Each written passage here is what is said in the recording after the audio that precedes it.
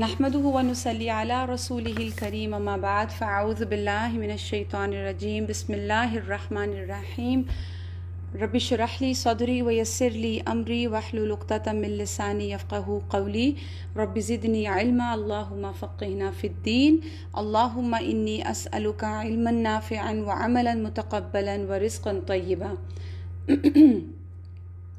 الحديث الثامن آٹھویں حدیث عن ابن عمر رضی اللہ عنہما ان رسول اللہ صلی اللہ علیہ وسلم قال امرت ان اقاتل الناس حتى يشهدوا ان لا الہ الا اللہ وان محمد رسول اللہ ويقيموا الصلاة ويؤتوا الزكاة فإذا فعلوا ذلك عصموا مني دماءهم وأموالهم إلا بحق الإسلام وحسابهم على الله تعالى رواه البخاری والمسلم۔ اس کا لفظی ترجمہ دیکھ لیتے ہیں۔ عن ابن عمر رضی اللہ عنہما، ابن عمر رضی اللہ تعالیٰ عنہما کہتے ہیں ان رسول اللہ صلی اللہ علیہ وسلم، بے شک رسول اللہ صلی اللہ علیہ وآلہ وسلم نے فرمایا، قال فرمایا آپ نے، امرت مجھے حکم دیا گیا، ان یہ کہ اقاتلا میں جنگ کروں، الناس لوگوں سے، حتی یہاں تک کہ یشہدو وہ گواہی دے دیں، ان یہ کہ لا الہ الا اللہ نہیں کوئی الہ مگر اللہ، یعنی اللہ کے سوا کوئی الہ نہیں، وَأَنَّ اور یہ کہ محمد صلی اللہ علیہ وآلہ وسلم رسول اللہ اللہ کے رسول ہیں، وَيُقِيمُ الصَّلَاةَ اور وہ قائم کریں نماز کو، وَيُؤْتُ الزَّكَاةَ اور وہ دیں زکوٰۃ، فَإِذَا تو پھر جب فعلو وہ کرنے لگیں، ذالکا یہ کام یعنی نماز اور زکوٰۃ کا، عصمو تو بچا لیا انہوں نے، منی مجھ سے، دماءہم خون ان کا، واموالہم اور مال ان کے، الا مگر بحق الاسلامی ساتھ حق کے اسلام کے، وحسابہم وحساب اللہ تعالی اوپر اللہ سبحانہ و تعالیٰ کے ہے۔ اس کو بخاری نے روایت کیا ہے۔ اس کا رواں ترجمہ دیکھتے ہیں۔ ابن عمر رضی اللہ تعالیٰ عنہما کہتے ہیں کہ رسول اللہ صلی اللہ علیہ وآلہ وسلم نے فرمایا، مجھے یہ حکم دیا گیا ہے کہ میں لوگوں سے اس وقت تک جنگ کروں جب تک کہ وہ اس بات کی گواہی نہ دینے لگیں کہ اللہ کے سوا کوئی معبود نہیں اور محمد صلی اللہ علیہ وآلہ وسلم اللہ کے رسول ہے، اور نماز قائم کریں اور زکوٰۃ ادا کریں۔ پھر جب وہ یہ کام کرنے لگیں گے تو مجھ سے اپنی جان اور مال محفوظ کر لیں گے سوائے اسلام کے حق کے، اور ان کا حساب اللہ سبحانہ و تعالیٰ کے ذمہ ہے۔ اب پہلی بات یہاں پر ایک لفظ ہم پڑھ رہے ہیں، امرتو۔ امرتو جو ہے اس کا مطلب ہے مجھے حکم دیا گیا، یعنی مجھے اللہ سبحانہ و تعالیٰ نے حکم دیا۔ حکم کون دیتا ہے؟ ہمیشہ بڑا چھوٹے کو دیتا ہے، تو یہاں حکم دینے والا کون ہے؟ اللہ سبحانہ و تعالیٰ۔ اور حکم کس کو دیا جا رہا ہے؟ نبی کریم صلی اللہ علیہ وآلہ وسلم کو۔ اور کیا کہا گیا؟ اقاتلا ناسا کہ لوگوں سے جنگ کروں میں، حتی یشہدوا ان لا الہ الا اللہ۔ تو حدیث کے اس حصے سے یہ مراد نہیں کہ آپ جس سے چاہے جنگ کریں، جس سے چاہے اٹھ کر جنگ چھیڑ دیں۔ حدیث کیا بتا رہی ہے ہمیں؟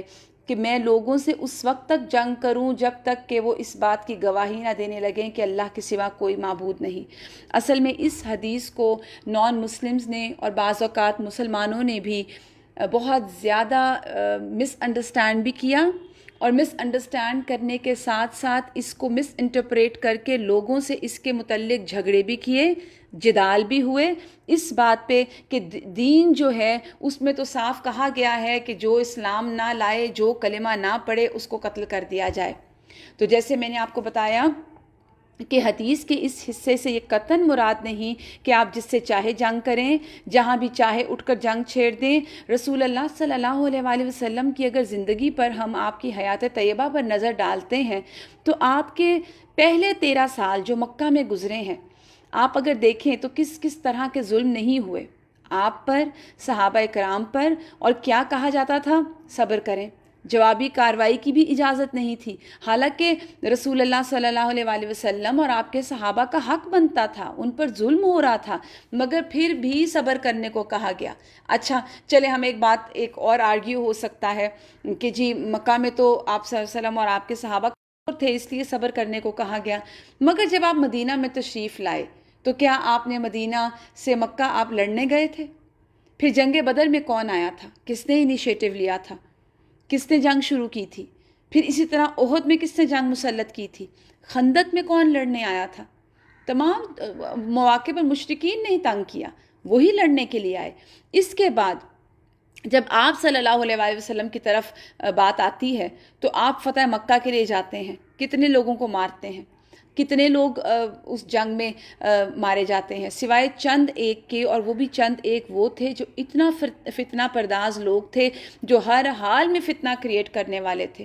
اگر ان کو ختم نہ کیا جاتا تو صرف فساد پھیلتا، کیونکہ اس حدیث کو جیسے میں نے آپ کو کہا بعض لوگ اسلام کے خلاف استعمال کرتے ہیں کہ جو لا الہ نہ پڑھے اس کو مار دو، تو اس کا مطلب یہ ہے کہ نہ ہی اللہ کے رسول نے یہ دیکھا، نہ صحابہ نے یہ دیکھا اور انہوں نے چڑھائی کر دی۔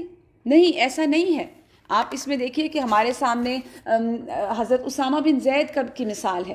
ایک لڑائی کے دوران اسامہ بن زید ایک کافر پر غالب آ جاتے ہیں اور اس کو قتل کرنے کے قریب ہوتے ہیں کہ وہ کلمہ پڑھ لیتا ہے، مگر وہ پھر شدت جذبات میں تھے تو اسامہ بن زید اس کو قتل کر دیتے ہیں، اور وہ یہ سمجھتے ہیں کہ یہ محض اپنی جان مجھ سے بچانے کے لیے کلمہ پڑھ رہا ہے، اور واپس آ کر وہ پورا جو واقعہ ہے رسول اللہ صلی اللہ علیہ وآلہ وسلم کو بیان کرتے ہیں۔ تو آپ نے کیا فرمایا؟ کیا تم نے اسے کلمہ پڑھنے کے بعد قتل کر دیا؟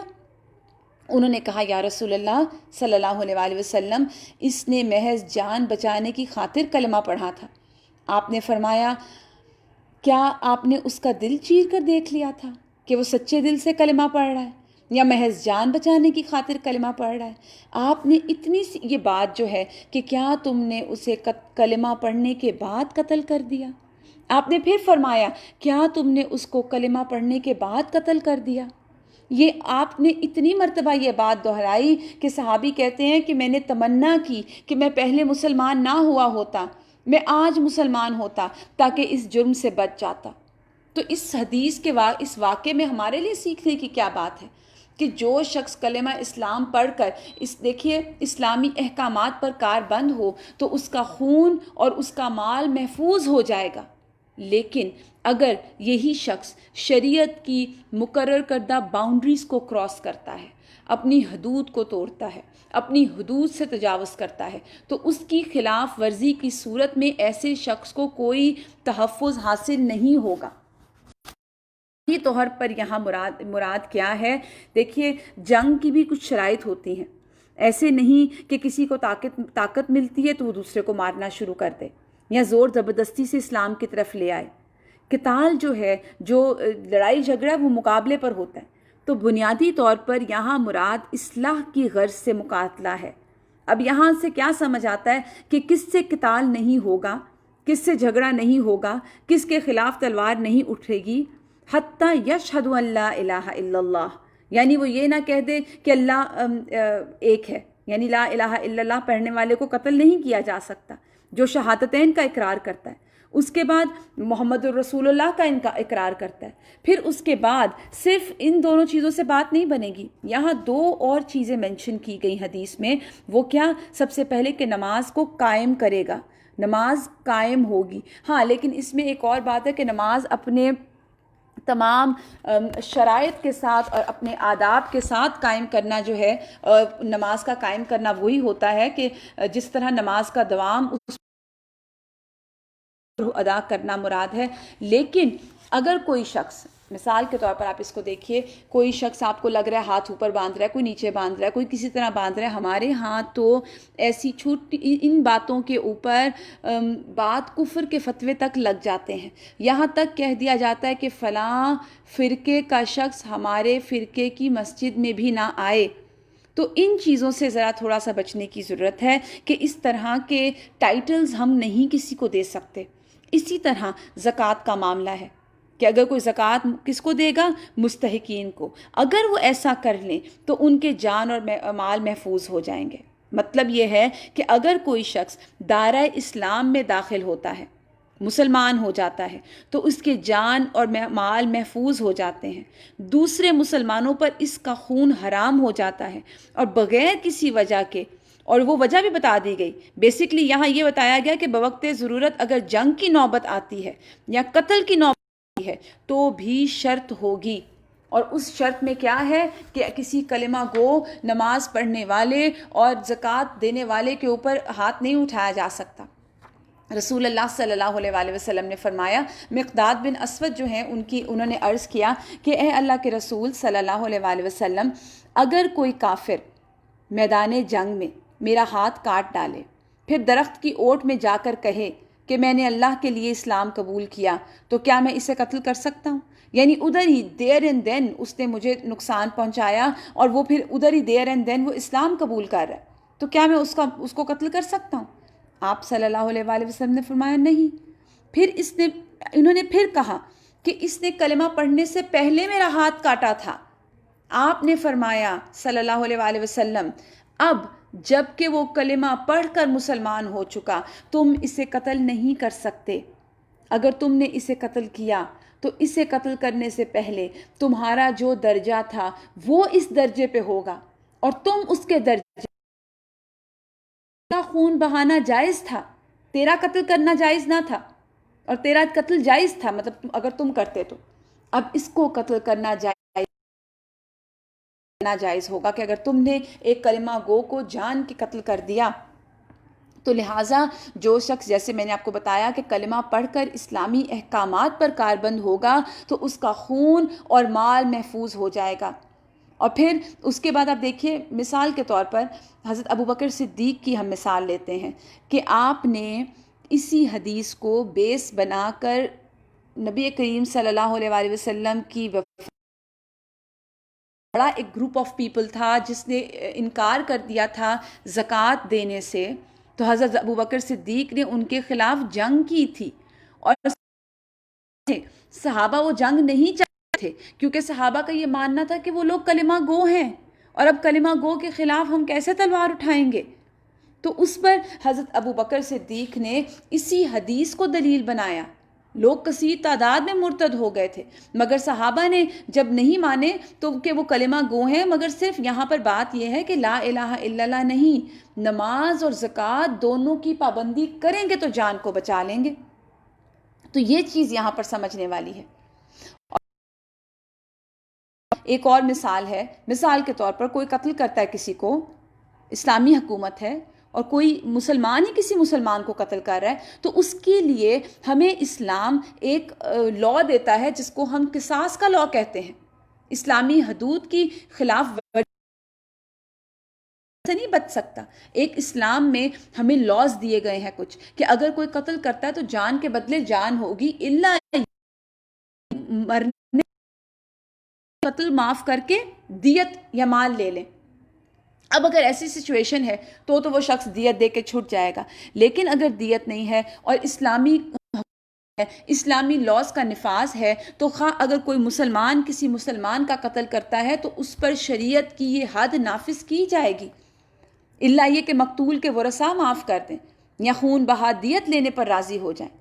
اسی طرح پھر ہم زنا دیکھتے ہیں کہ اگر کوئی کسی پر، شادی شدہ زانی پر زنا ثابت ہو گیا اور وہاں اسلامی حکومت ہو، تو ایسی صورت میں اس پر قصاص کی جانے کی حد لگے گی۔ پھر اس کے بعد آپ ایک اور دیکھیے چیز کہ اگر کوئی مرتد ہو جاتا ہے، یعنی وہ مسلمان تھا لیکن اور توبہ کی طرف بھی اس کو بلایا جائے تو وہ توبہ نہیں کرتا، تو وہ جرم کا مرتکب ہوگا، تو وہاں پر کیا ہوگا؟ شرعی حدود کے مطابق اس کو سزا دی جائے گی، اس پر حد نافذ کی جائے گی۔ لیکن اس حد کے نافذ کرنے میں بھی کچھ باتیں بالکل کلیئر ہوں ہمارے ذہنوں میں کہ یہ کام کوئی انڈیویجول نہیں کر سکتا۔ میں یا آپ یا کوئی بھی ایک شخص کھڑا ہو کر کسی کی سزا ڈکلیئر کر کے اس کو سزا کے طور پر قتل یا اس کو کوئی بھی تکلیف یا اذیت نہیں پہنچا سکتا۔ کیوں؟ کیونکہ یہ کام اسلامی حکومت کا ہے۔ اگر کوئی شخص دائرہ اسلام میں داخل ہوتا ہے تو اس کے جان اور مال محفوظ ہو جاتے ہیں، دوسرے مسلمانوں پر اس کا خون حرام ہو جاتا ہے بغیر کسی وجہ کے، اور وہ وجہ بھی بتا دی گئی یہاں پر کہ بیسیکلی بتا دیا گیا بوقت ضرورت اگر جنگ کی نوبت آئے یا قتل کی نوبت آئے۔ جی اگر آپ کو میری آواز کلیئر ہے، کیونکہ کنیکشن ڈراپ ہو رہا ہے، اگر آپ کو آواز کلیئر ہے تو پلیز اس کو مینشن کر دیجیے گا۔ تو یہاں پر یہی کہا گیا فَإِذَا فَعَلُوا، تو جب وہ کرنے لگے ذَلِكَ یعنی نماز اور زکوٰۃ بھی کرنے لگے، عادتین بھی دیں، عَصَمُوا مِنِّي دِمَاءَهُمْ، تو انہوں نے مجھ سے اپنا خون بچا لیا، وَأَمْوَالَهُمْ ان کے مال۔ اسلام یہ بہت امپورٹنٹ بات ہے، مگر اسلام کے حق کے ساتھ، یعنی یہ ایک ایکسیپشنل چیز ہوگی کہ اپنی جانوں اور مالوں کو بچا لینے کے بعد اب ان پر واجب ہے کہ وہ دین کے تمام مطالبات کو پورا کریں، جو دین ان سے ڈیمانڈز کر رہا ہے، جو دین کے ڈوز اینڈ ڈونٹس ہیں ان کو پورا کریں۔ اگر نہیں کرتے تو ان کی مال اور ان کی جان کا حساب ہوگا، ان سے پوچھ ہوگی، جیسے میں نے ابھی آپ کے سامنے زنا کی بھی مثال دی، قتل کی مثال دی، مرتد ہونے کی مثال دی، اور اس کے علاوہ وہ تمام حدود ہوتی ہیں وہ پھر اس کے ساتھ اس کو ڈیل کیا جائے گا۔ اور پھر یہاں بتایا گیا وَحِسَابُهُمْ عَلَى اللَّهِ تَعَالَى، یہ بہت امپورٹنٹ بات ہے، اور حساب اس کا اللہ سبحانہ تعالیٰ کے اوپر ہے، یعنی اس کے باطن کا حساب، اس کے دل کا حساب اللہ کے ذمہ ہے۔ اس کی ہم مثال ایسے سمجھتے ہیں کہ منافقین جو تھے مدینہ میں، وہ لا الہ الا اللہ پڑھتے تھے، مسجد میں نماز کے لیے آتے تھے، مگر نماز میں ڈنڈی بھی مارتے تھے۔ قرآن نے صلی اللہ علیہ وآلہ وسلم ان کو جانتے تھے، جنگ آپ صلی اللہ علیہ وآلہ وسلم نے کبھی بھی منافقین سے نہیں کی، اور یہ نہیں کہا کہ چونکہ یہ اوپر اوپر سے کہہ رہے ہیں، ان کے دل میں اسلام نہیں تو ان کو پکڑ لیا جائے۔ وہ سردرد تھے، لیکن ہر لمحہ ہر موقع پر درگزر کیا گیا۔ عبداللہ بن ابی کو ہی آپ دیکھ لیں، کس موقع نہیں، غزوہ بدر کے موقع پہ آپ دیکھ لیں اپنے کتنے ساتھی لے کے وہ الگ ہو گیا، احد کے موقع پر آپ دیکھیں، پھر غزوہ خندق میں ان کا کردار ہمارے سامنے ہے۔ آپ لوگوں میں سے جو لوگ قرآن فار آل کے لیسنز کو فالو کر رہے ہیں، اس میں آج کل ہم غزوہ خندق کے بارے میں پڑھ رہے تھے، اس میں بھی منافقین کا کردار سامنے ہے۔ اور پھر اس کے بعد آپ دیکھیے کہ جب حضرت عائشہ کے اوپر تہمت لگائی تھی تو وہ انیشیٹو کس نے لیا تھا؟ اس حد تک ان کا جو طریقہ تھا وہ اسلام سے دور تھا، لیکن آپ صلی اللہ علیہ وآلہ وسلم نے کبھی ان کے خلاف ہاتھ نہیں اٹھایا۔ کیوں؟ کہ کیا کہیں گے لوگ کہ محمد صلی اللہ علیہ وسلم اپنے ساتھیوں کے ساتھ ایسا کر رہے ہیں۔ اور پھر آپ دیکھیے کہ یہ ہمارا جو دین ہے، کل بھی ہم نے جو سیرہ کا سیشن لیا تھا اس میں بھی معاشرے کی بات تھی نا، کہ ہمارا دین جو ہے وہ ہمیں کیسا معاشرہ سکھاتا ہے اور کیسا طریقہ سکھاتا ہے، کیسا اخلاق دیتا ہے، کہ انہوں نے نہ زبان روکی، نہ کوئی انہوں نے کسی طرح کمی کی، لیکن کہیں ایسا نہیں ملتا کہ آپ نے ان سے بد اخلاقی کی ہو، آپ نے ان کو جواب دیا ہو۔ دھوکہ باز تھے یہ لوگ۔ تو دین کیا سکھاتا ہے کہ اگر اخلاق کا دامن ہم نہ چھوڑیں، آج اگر ہم لوگوں پر، ہمارا حال کیا ہے، آج ہم لوگوں کو کھلم کھلا محفلوں میں بیٹھ کے کبھی کسی کو کہتے ہیں فلاں منافق ہے، فلاں چور ہے، فلاں جھوٹا ہے، اور اس طرح کے برے القابات لگا کے ہم پھر ان کو مینشن کرتے ہیں۔ تو ظاہر کا کام اگر کسی کا ٹھیک ہے تو ہم نے ظاہر کو ہی لینا ہے، ایسے فتوے لوگوں پر نہیں لگانے کہ فلاں جھوٹا ہے، فلاں منافق ہے، اور ہم تو یہاں تک پہنچتے ہیں کہ ہم کفر کے فتوے لگا دیتے ہیں۔ تو یہاں کہا گیا وَحِسَابُهُمْ عَلَى اللَّهِ تَعَالَى، اور ہم حساب لینے کے لیے خود آگے آ جاتے ہیں، کیونکہ جو ہماری نظر میں اچھا ہے، جو ہماری نظر میں سچا ہے، بس وہی سچا ہے جو مجھے دکھ رہا ہے۔ اور اللہ تو العلیم ہے، وہ تو انسانوں کے عمل کے ساتھ ساتھ ان کی وہ پیچھے چھپی ہوئی نیتیں بھی جانتا ہے۔ میں اگر کسی کے ساتھ ڈیل کر رہی ہوں، میں تو اس کے ظاہر کو دیکھوں گی کہ وہ مجھ سے گفتگو کیسی کر رہا ہے، وہ مجھے ڈیل کس طرح کر رہا ہے، وہ مجھے امپورٹنس کتنی دے رہا ہے، اور اسی کے اوپر میں اس کو گڈ یا بیڈ کا اس کے اوپر ٹائٹل لگا دوں گی۔ لیکن اللہ تو انسانوں کی اندر چھپی ہوئی نیت تک کو جانتا ہے۔ تو یہاں سیکھنے کی بات کیا ہے؟ بنیادی طور پر یہ بتا دیا گیا کہ جو شخص توحید اور رسالت کا اقرار کرے، نماز اور زکوٰۃ کا پابند ہو، تو شرعی طور پر اس کا خون اور مال محفوظ ہو جاتے ہیں، اور کسی کو اس کے خلاف کارروائی کی اجازت نہیں ہے۔ حتیٰ کہ میدان جنگ میں بھی اگر کوئی لا الہ الا اللہ کہہ دے گا تو اس سے ہاتھ روکنا ہوگا۔ حضرت جندب بن عبداللہ البجلی کا بیان ہے کہ ایک دفعہ نبی کریم صلی اللہ علیہ وآلہ وسلم نے مسلمان مشرکین کے مقابلے کے لیے روانہ آیا۔ اب لڑائی میں ایک مشرک تھا جو بڑا بہادر تھا، بہترین نشانہ باز تھا۔ وہ جب مسلمان پر کسی پر حملہ کرتا اس کو جھپٹ کر قتل کر دیتا، یعنی بہت ہی فساد کر رہا تھا، بہت زیادہ طاقتور تھا۔ اور ایک مسلمان نے اس کو پکڑ لیا، اس پر تلوار اٹھائی تو اس نے فوراً لا الہ الا اللہ پڑھ لیا، مگر اس مسلمان نے اس کو قتل کر ڈالا۔ اب مسلمانوں کو فتح ہو گئی۔ ایک شخص رسول اللہ صلی اللہ علیہ وآلہ وسلم کو خوشخبری دینے مدینہ منورہ آیا، اس نے تمام احوال سنائے تو یہ واقعہ بھی بیان کیا۔ آپ صلی اللہ علیہ وآلہ وسلم نے قاتل کو بلا کر پوچھا، تم نے اسے کیوں قتل کیا؟ اس نے بتایا، یا رسول اللہ، اس نے مسلمانوں کا بڑا جانی نقصان کیا، بڑا مالی نقصان کیا، بہت نقصان دیا، فلاں فلاں مسلمان کو اس نے قتل کیا۔ یعنی وہ کچھ غصہ ہوگا نا، جذباتی کیفیت حاوی تھی۔ تو میں اس پر حملہ آور ہوا، تلوار دیکھ کر فوراً کلمہ پڑھ لیا۔ آپ صلی اللہ علیہ وسلم نے ارشاد فرمایا، ہم نے اسے قتل کر ڈالا؟ اس نے اقرار کیا، جی ہاں۔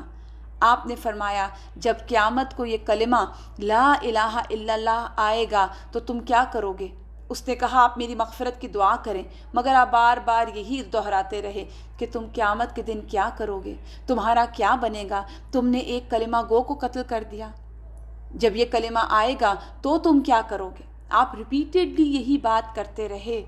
یعنی مسلمان کی جان کی اتنی ویلیو ہے، اور آج ہم مسلمان اتنے بے خوف ہو گئے کہ کسی نے ادھار نہیں دیا، کسی نے غصے سے بات کی، کسی نے صحیح جواب نہیں دیا، کسی نے میری مرضی کی بات نہیں مانی تو قتل۔ اور یہ قتل اس حد تک بڑھ گئے کہ ان قتل کے پیچھے تو اپنے سگے رشتے نہیں چھوڑے گئے۔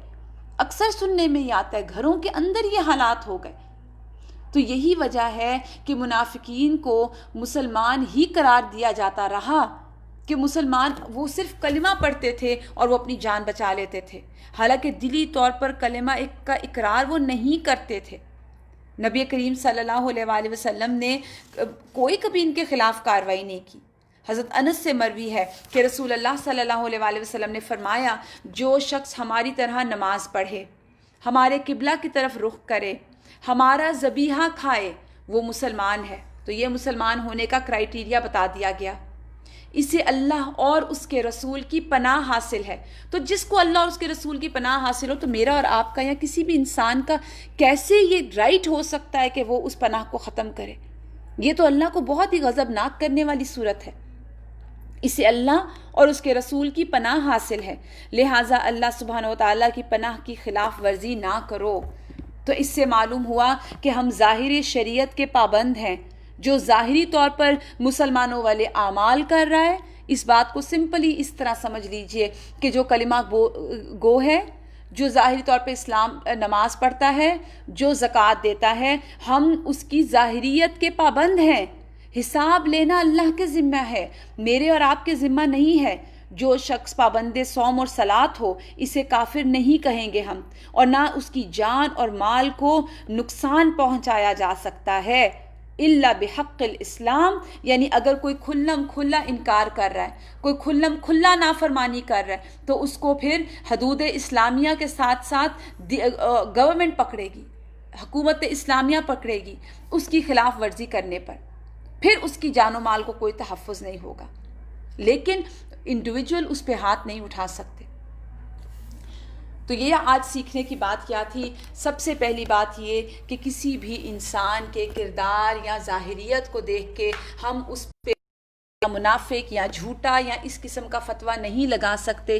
دیکھا کیا جائے گا، جو شخص کلمہ گو ہے، جو شخص نماز اور زکوٰۃ ادا کر رہا ہے، وہ محترم ہے، وہ جان محترم ہے، اس کا مال محترم ہے، کہیں کسی طرح کسی کے پاس کوئی راستہ نہیں کہ وہ اس کو حلال کر لے اپنے اوپر۔ اور سیکنڈلی یہ کہ باطن کا معاملہ اللہ جانتا ہے اور وہ اللہ کے حوالے۔ وآخر دعوانا ان الحمد للہ رب العالمین۔ سبحان ربک رب العزت عما یصفون وسلام علی المرسلین والحمد للہ رب العالمین۔ اللہم صلی علی محمد وعلی آل محمد کما صلیت علی ابراہیم وعلی آل ابراہیم انک حمید مجید۔ اللہم بارک علی محمد وعلی آل ابراہیم وعلی آل ابراہیم انک حمید مجید۔ جزاکم اللہ خیرا کثیرا۔ السلام علیکم ورحمۃ اللہ وبرکاتہ۔